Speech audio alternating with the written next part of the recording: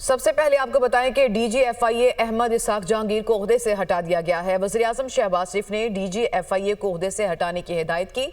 यूनान कश्ती हादसे से मुतालिक तफसीली रिपोर्ट पेश न करने पर वज़ीर-ए-आज़म ने बरहमी का इजहार किया था। नए DGFIA की तैनाती के लिए 3 नाम सामने आ गए हैं। ज़राए के मुताबिक सलमान चौधरी, डॉक्टर उस्मान अनवर, राजा रिफत मुख्तार के नाम DGFIA के लिए ज़ेरे गौर हैं। हसन रज़ा हमारे साथ मौजूद हैं। जी हसन।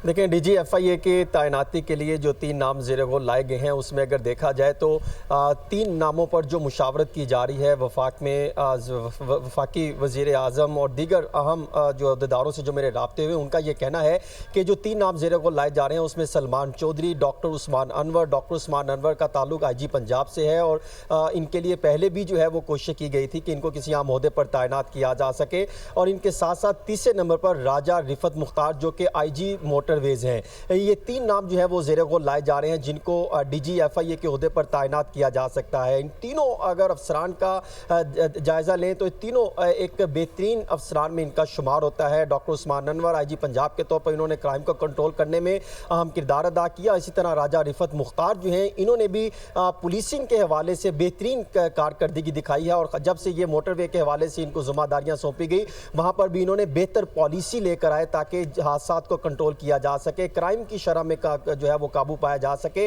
ये 3 नाम ज़ेरे गौर हैं। इन तीनों में से किसी एक को जो है वो DGFIA लगाए जाने का इम्कान है।